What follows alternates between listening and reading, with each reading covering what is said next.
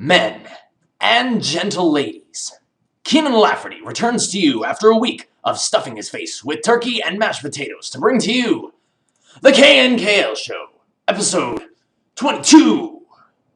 Yeah.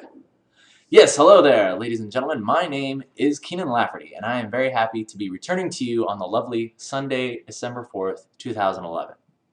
Now, for those of you who haven't noticed, it seems that the holidays are approaching rather quickly, and because of that, things have been borderline insane at work and in general.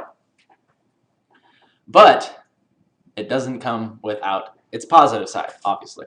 Yesterday, I was just out Christmas shopping, and specifically Christmas tree shopping. And let me tell you, I had not had a real Christmas tree since I was probably about 10 or 11, so about 14 years ago. And it was really cool to have a new one in the house, and just the smell of the pine needles, and like, I don't know if you guys ever noticed this, but like you actually get close to the tree and you can like feel the humidity. It's like you can feel the Christmas spirit coming off of it. It's amazing. So yeah, that made me really happy to get one of those again. And speaking of Christmas trees, I had to share this with you right here. Now, being an artist is one thing, but doing a show where people tell you that you inspire them is something completely different. And this time-lapse shoutcast actually caught my eye more than anything I've ever seen, because look at that. It's got like little animations of the little pine cone thing, and this is awesome. So this is Christmas Tree Mount Kai, done by a lovely lady by the name of Sita Duncan. And she does these awesome time-lapse shoutcasts, and she basically just goes through the whole thing, creating this splash and this awesome, not only concept, but like she changes up the way his ult is. It's like a choo-choo train now. It's awesome. So yeah, I definitely showed the guys at work this, and yeah, we'll see what comes of that. So anyway, thank you, Sita Duncan, for making that awesome time-lapse shoutcast, and I want to see more of them. So, I've decided to keep things a little bit fresh. You know, with our last episode, we were doing thumbnails with Crash Bandicoot, and rather than continuing weeks and weeks of doing the same character over and over again, I've decided I want the focus to be different each week. So, for this week, we'll be going from our rough thumbnail stage to, we're going to be transitioning into Lineart by way of this amazing video game called Skullgirls. Now, for those of you who don't know about this game yet, it is the latest up-and-coming 2D fighter by Reverge Studios. And when I saw this game, it was freaking mind-blowing, because with Marvel vs. Capcom 3 coming out and, you know, all the Street Fighters going 3D, it's so awesome to know that this 2D, you know, hand-drawn sprite animation is not a lost art. So we were lucky enough to be visited by Reverge Studios and some of the creators and animators of the game over at Riot. And when I saw the people and just all the work that goes into this, it really inspired me and made me want to make it the focus of today's episode. And we will be drawing this girl right here. Her name is actually Miss Fortune. So, without further ado, we will get started on our tutorial. So let's pull this baby up. There we go. Now we will be drawing Miss Fortune. That was my first initial sketch, so let's get rid of that one. Alright. Okay, so here we go. So what I've gone ahead and done is I've actually went ahead and drew out a few sketches. I'm going to show you what I did to go from the basic starting sketch and like just the flow of the drawing to the eventual point where we'll start adding in the lines. So, this is the original. Oh, hang on, let me pull up my reference over. Oh, whoops. Oops. Gonna be grabbing this. Gonna be using this on the other screen. That's my Miss Fortune reference. And we will get started right now. Alright, so as you can see here, what we got going is our cool action shot. And the most important thing to keep in mind here is the flow of the drawing. So what I wanted to do was I wanted to have this cool like jumping at us pose, you know, coming up like this, you know, and just the flow, like you can see this action line that runs through it like that.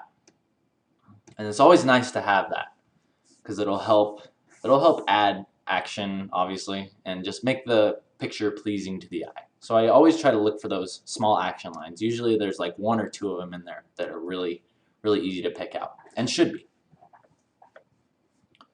So that was my first initial sketch. And I wanted to have, you know, obviously she's got that little blade thing. I think it's actually her tail that she takes off, and it's a blade, which is really cool. And so I went forward and I decided to do this. I raised the blade to kind of help emphasize that motion and exaggerate it a little more. And the cool thing about Miss Fortune is she actually has like she can disconnect her limbs or something and stretch her muscles, which is really cool. She has like a really fast healing body, and she can like stretch and like cut her body and stretch it, the muscle fibers and stuff. It's really cool. So from there, I decided that I wanted to add some more dynamics to the shot. So I did that by way of placing that hand and making it coming towards us. But it still wasn't looking quite right. And one of the most important things that I've learned after working just professionally for a few months is the importance of silhouettes. And the silhouette obviously is the shape of the character on the outside. Now if you have this hand like up here, you know, like say we wanted to have this thing coming right at us and it's like huge, you know, like that. Like look at what that does to the silhouette. It's like you can't see exactly where this hand starts and where it ends, and you know, it just kind of clutters it up.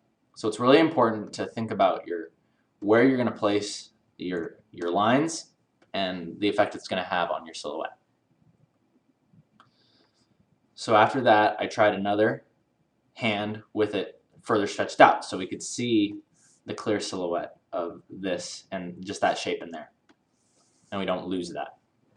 But it still wasn't exactly as dynamic as I wanted it to be. It just wasn't, there wasn't enough space being taken up. A big thing that I like to do is I like to take up space with my figures. So I like to have something close to you and something away from you, so you can kind of gauge that distance, and it makes the drawing feel more dynamic, like you can look into it. Whereas if a character is just standing there, it's straight up and down, it's 2D art. So that's always something I try to keep in mind and add into my my drawings now. Inject it. So this was the final one here. Because she's able to kind of stretch her limbs, I was like, hey, what if she's like really like stretching her arm like up towards us? I think that would be really cool. So you can see now that we've got this line coming down here, down to her leg, and see that perspective is going back like that. And then we've got this line coming up like that. And these lines come and meet like that, and it looks dandy. So that will be our sketch for the day, and we will be going into the lines right now, so I can show you how that works. So take that layer and just lower the opacity of it, just so it becomes kind of sketchy, I guess. To your heart's desire, and create another layer over it. I'm going to be using, I usually like to work with like a kind of a gray canvas, and I don't always go all the way to black. I kind of still stay in like a middle range gray, and add a little bit of color to it. Like in this case, I'm doing a little bit purple.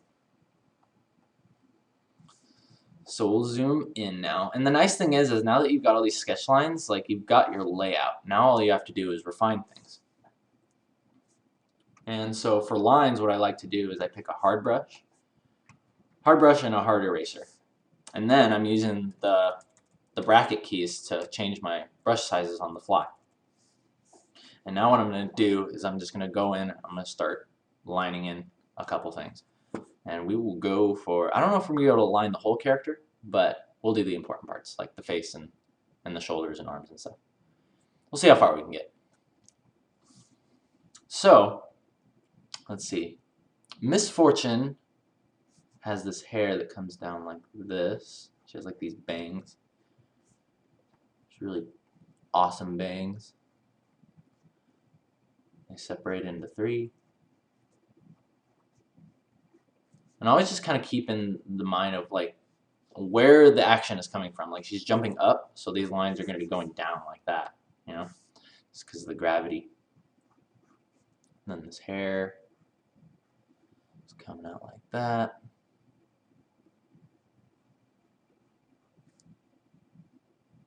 And again, reference always helps. Like for instance, that hand right there, that was actually the thing that made that hand look good. Was I actually posed it and I actually looked at it. Like sometimes I'm fortunate enough to actually be able to look at my own hand and then without having to take a picture of it or anything and then just draw that. But oftentimes you'll have to take a picture of it or flip the canvas. So because sometimes you're drawing the left hand and you have to draw the right. So I think the biggest thing to do is just kind of experiment with a few things and really try to keep it simple. Oftentimes I can see the shapes that I need to lay down before I actually draw them. Sometimes. And other times I'm more apt to trust those feelings, and other times I don't. But I think I had a funny kind of a revelation, you could say, a few days ago about my art. And that is that sometimes it's easy to get discouraged about things, obviously. But I think the important thing to do as an artist, whether you're working professionally or just doing it for fun, is realize that really that's your life. Like art is a lifestyle and you need to enjoy it. And if you're not, then if you overthink things and don't let stuff flow naturally, oftentimes you're going to end up making more mistakes than if you would just kind of, develop naturally and just kind of go with the flow and trust in yourself more than anything. I know that things don't always turn out right the first time. She's got these cool cat eyes. And see how I'm still fairly rough. And what I'll do actually is I'll come back in later and I'll start cleaning up the lines. Like I'll go to my eraser and I'll start doing this. I'll erase that. I'll zoom in a little bit further. Now another thing to keep in mind is when you're drawing the face in this perspective, you can see like that, obviously. You want to make sure you follow those lines as much as possible and push those planes of the face. Like the nose obviously doesn't go right there. It would have, obviously the bridge that would bring it out here, and then the bottom of the nose would actually be right around there.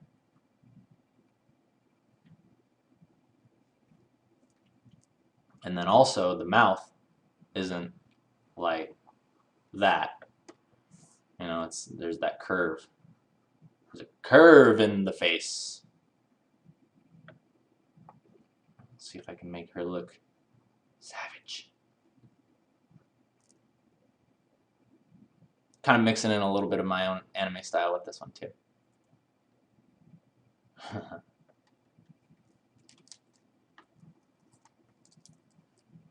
we go. And you can always like add a little thing there. Little lines underneath the eyes makes them look kind of squinty. So it'll kind of help kind of push that angry face. So you've got that little lip there.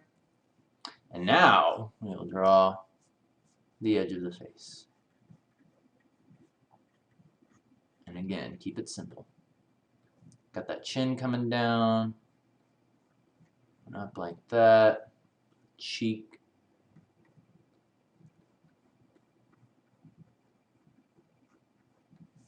There we go, that's about right. I'm going to bring this eye in a little bit more.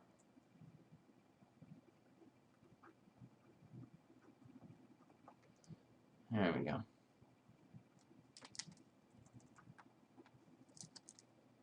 This eye doesn't quite feel like it's looking at us. I'm going to fix that right now. So if it were, it would be more like that. There we go. Now she's not staring off into space.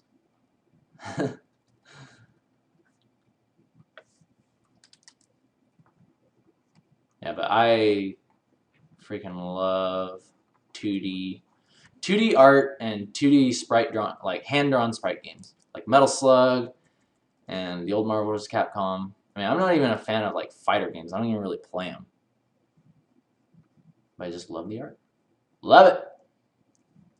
Love them.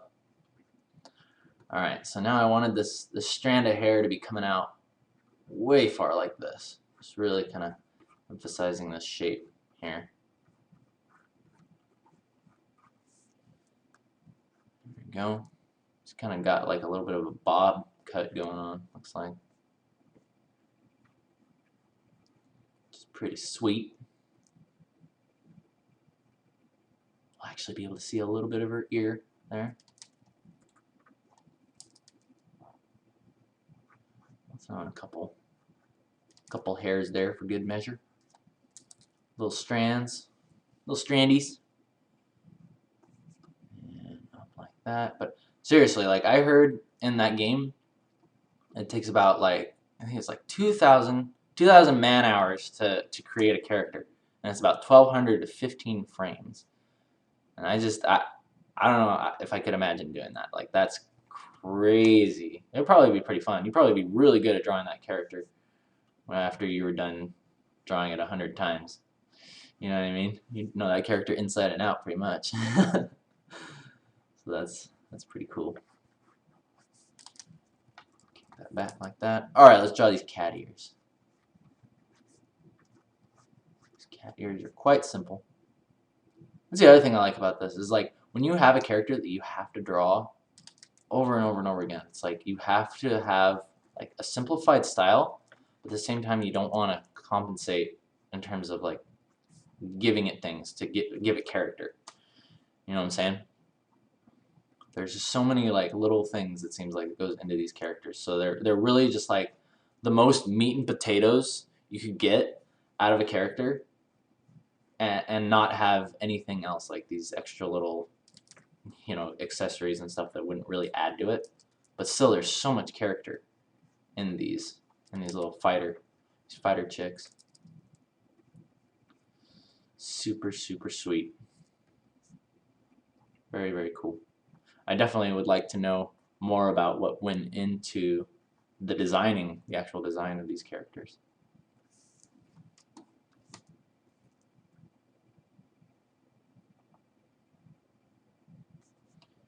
Give it a little blush. There we go. Now let me turn this thing around really quick. Just check it. Yeah, look at that. When you flip the canvas, it gives you fresh eyes, if you didn't already know that. So you can look at your drawing as though you had never seen it before. And that helps sometimes, because sometimes you'll flip the canvas and you'll be like, what the heck happened there? Or people will be saying things like, oh, her head is too big, or that eye is like falling off the side of her face. And you're like, no, it's not. But then you flip it and you're like, oh, yeah, about that. So yeah, it's always good to check every once in a while. Yeah, it's pretty sweet. So we'll continue downward. Let's get this shoulder in there. Let's get this shoulder in there. Good stuff, good stuff. One moment.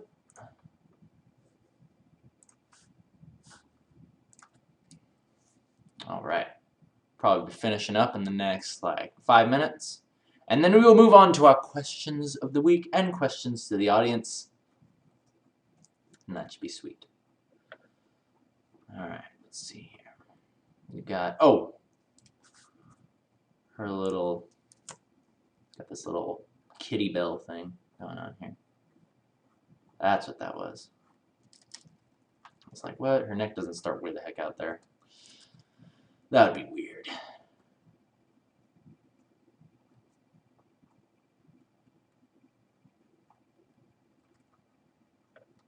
And even with this little face thing, keep in mind the perspective of it, because you're looking down on it. So it's going to be like that. Collar's coming up here.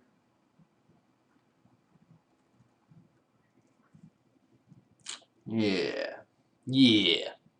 And then she's got this shirt. Comes up like that. Attaches there.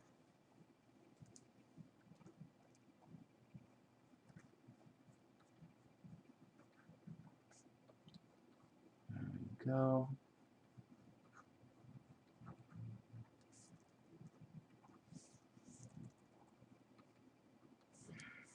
Alrighty. And then coming down the back.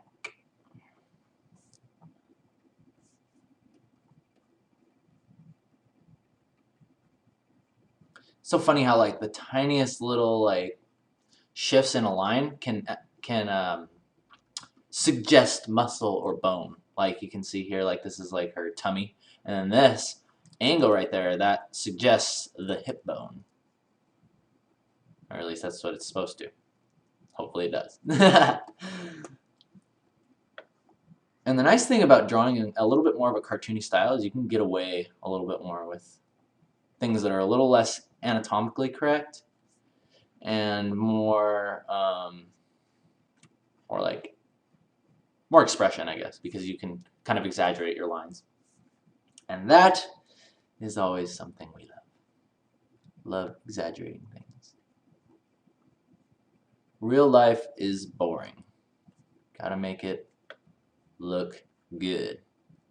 Making things look epic means taking realistic properties or just like kind of like materials and rendering, and then adding that awesome theatrical feel to it. Got those things coming up. Just got that leg scar thing. This is the point where, like, one of the points where she can disconnect her limbs. She has a bunch of them. It's really cool. For those of you who have not checked it out already, go to Skullgirls.com and check out this awesome video game. Even if you don't even like those kinds of games, you will love Skullgirls if you're an artist. There we go.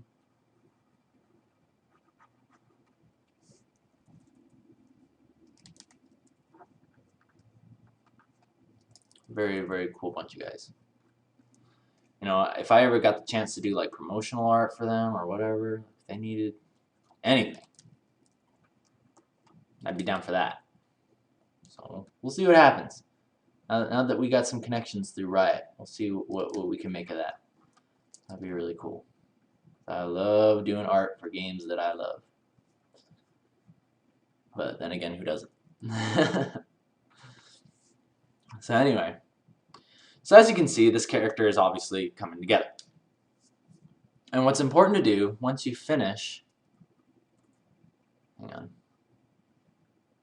got a little bit more hair in here. And what's important to do is once you finish your lines, all you do is quite simply, all you're going to do is take that and then you darken it. Bam! Look at that. Now you have your black lines and you are ready to begin moving into color, which we will do next week.